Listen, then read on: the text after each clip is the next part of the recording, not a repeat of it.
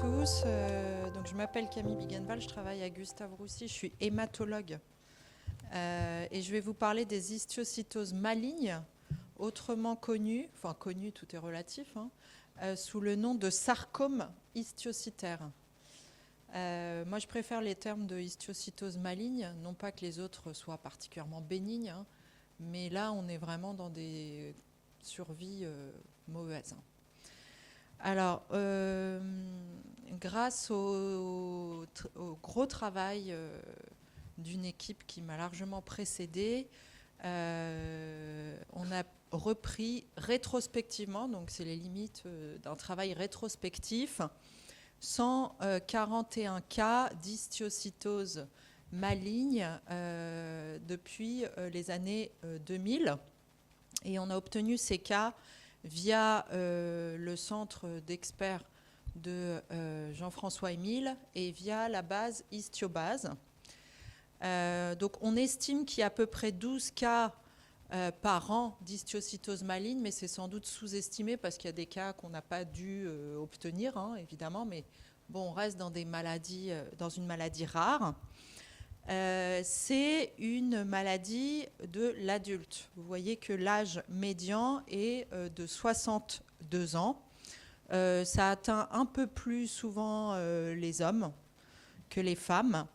Et c'est dans un tiers des cas associé à un cancer hématologique qui est souvent déjà connu.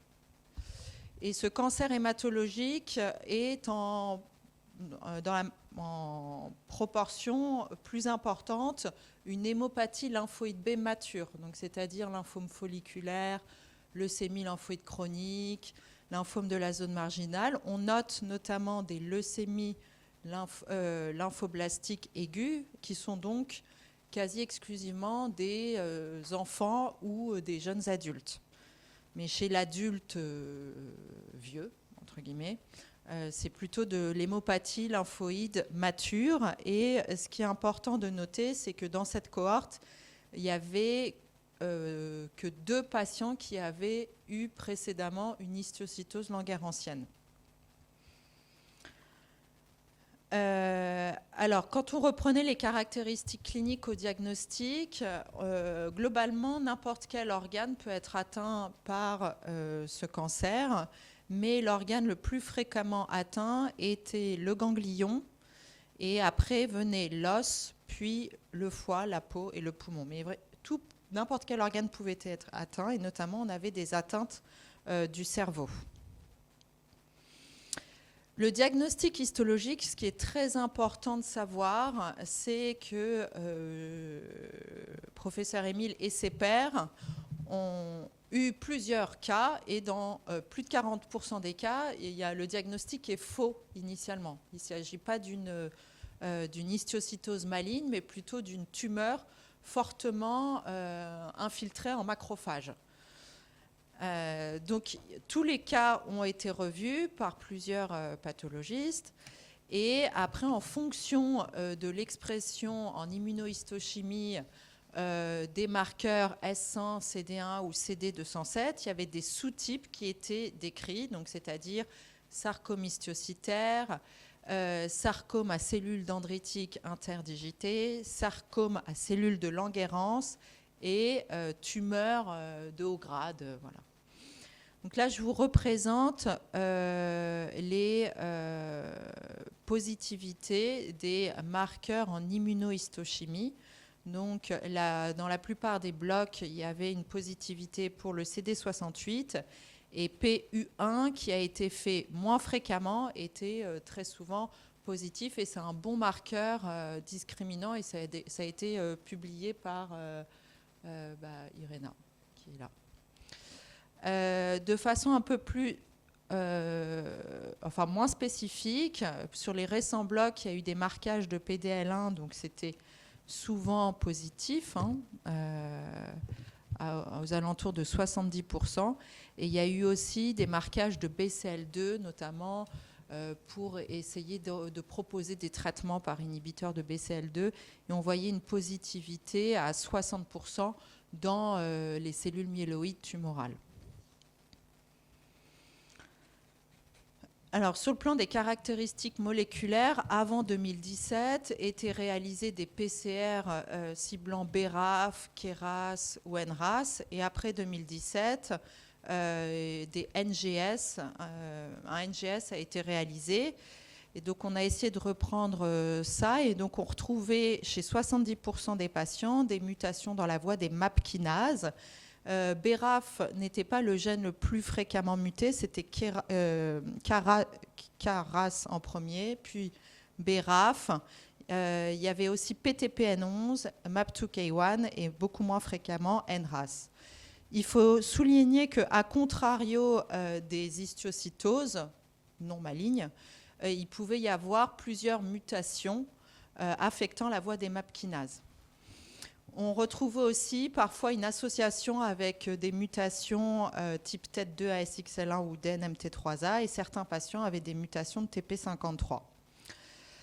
Ce qui était noté, c'est que dans les histiocytoses malignes secondaires, c'est-à-dire associées à un cancer hématologique, il y avait un pourcentage important de mutations dans la voie des MAP kinases. En revanche, les mutations de PTPN11 n'étaient retrouvées que dans les histiocytoses malignes primitives, c'est-à-dire non associées à un cancer hématologique. Donc là, ça reprend toutes les mutations, mais comme vous voyez, par exemple, chez ces patients, il y avait une mutation à la fois de BRAF et de KRAS. Ici, on peut voir aussi qu'il y avait des patients donc, qui avaient des mutations de KRAS et de TP53. Donc ça, c'est dans les blocs de tumeurs. Hein. Alors, pour reprendre les traitements, ça a été extrêmement laborieux. Déjà, c'est sur une période très longue. Beaucoup de centres en France ont été impliqués et les traitements étaient extrêmement hétérogènes en fonction de qui traitait les patients, que ce soit des hématologues ou des internistes ou des oncologues, parce que parfois, c'est des oncologues qui les traitaient plutôt que des hématos. Bon.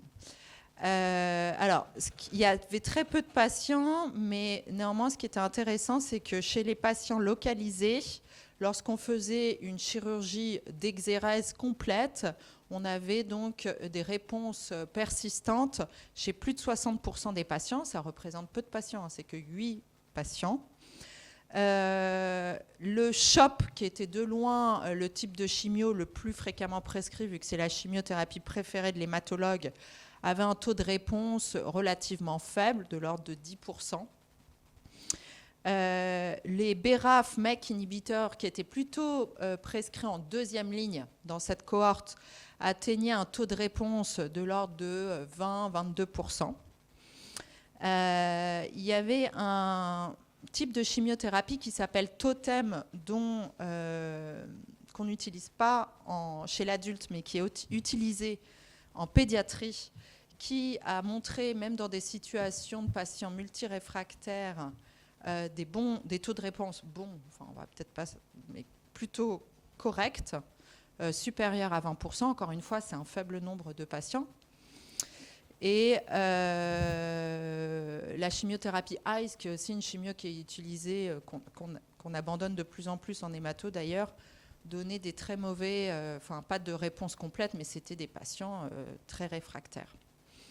Donc en gros, dans notre cohorte, on avait 12% de réponse au traitement de première ligne, qui était en proportion le plus fréquemment CHOP, et on avait 12% de réponse en seconde ligne. Alors généralement, plus on avance dans les lignes, plus le taux de réponse est faible, mais c'est parce que dans notre cas, les mecs arrivaient en deuxième ligne. Donc en fait, ça permettait d'avoir un taux de réponse relativement stable par rapport à la première ligne. Qu'est-ce que je vais vous dire ? Donc, en termes de survie, vous voyez qu'on n'est pas du tout sur les mêmes courbes que pour l'histiocytose de la LCH.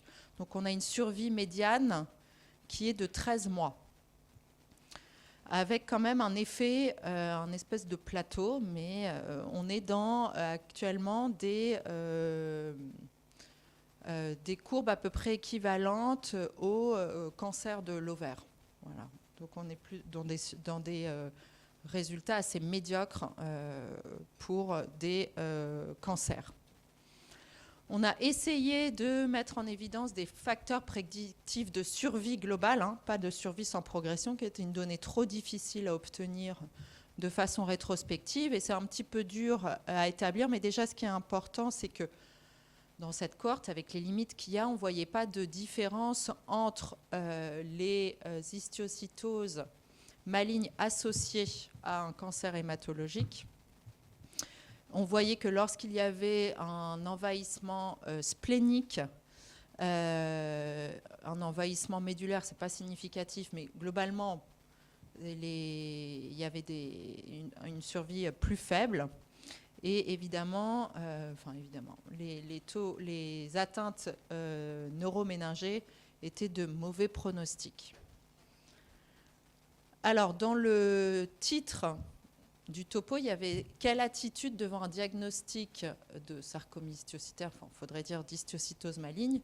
J'essaye de répondre, mais je ne peux pas... je ne sais pas encore tout à fait. Hein. Déjà, je pense que la première chose qui est indispensable, c'est qu'il y ait une confirmation anatomopathologique par un centre expert avec de la biologie moléculaire. Bon, ça paraît un peu enfoncé, ça paraît pas très pertinent, mais ce n'est pas systématiquement fait. Il faut absolument que ce soit le cas.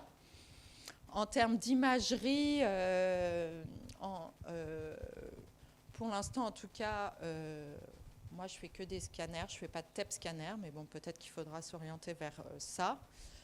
Éventuellement, évidemment, ne pas oublier que ça peut toucher le cerveau. Donc, si signe neurologique, faire une IRM cérébrale, voire en faire d'emblée. Pour le traitement de première ligne, sincèrement, c'est compliqué. Hein. Je ne sais pas. Ce qu'on peut dire de ce qu'on a observé, c'est s'il y a une atteinte localisée, il faut essayer de tenter la chirurgie. Il y a des centres qui n'ont pas forcément de plateau de chirurgie. Par exemple, à Gustave Roussy, on a toute l'équipe de sarcome, ils font des chirurgies assez impressionnantes. Et donc, ils n'ont pas peur de faire des grosses exérages chirurgicales. Et je pense que c'est quelque chose qu'il faut vraiment essayer de faire en cas d'atteinte localisée. En cas d'atteinte disséminée dans plusieurs centres de lutte contre le cancer en France, il y a des essais basket où il y a un inhibiteur de MEK de nouvelle génération. On peut inclure n'importe quel patient à partir du moment où ils ont une mutation dans la voie des MAP kinases. Donc, essayez éventuellement de les inclure là-dedans, mais ça peut être compliqué. À la Pitié, je sais que Damien a essayé quelques patients en faisant... Damien et je crois aussi Fleur Cohen, l'association CHOP plus MEK inhibiteur avec, pour l'instant on ne sait pas trop, il y a une patiente qui, ça n'a pas marché. Donc on tâtonne. Là, la plupart des patients, c'est des seconds avis, donc en fait ils sont mis sous MEK inhibiteur. Et l'idée, mais ça ne va sans doute pas être une grande réussite, ce serait d'essayer de faire évidemment une association, alors soit CHOP plus laxatilimab, donc c'est le nouvel anti-CSF1 récepteur. Cette fois, moi, je parle de celui qui a une approbation FDA et une pré-approbation EMA dans la GVH grave. Donc peut-être que c'est Insight, ils sont un peu plus ouverts à l'hémato, peut-être, j'en sais rien, peut-être que ça... J'en sais rien. Donc c'est laxatilimab. Donc peut-être qu'on pourrait faire une association avec le fameux CHOP, comme on avait fait avec le rituximab, ou une association CSF1 récepteur plus MEK inhibiteur. En conclusion, il y a encore beaucoup de travail à faire sur cette maladie. Voilà, merci. Bon, c'est très rapide.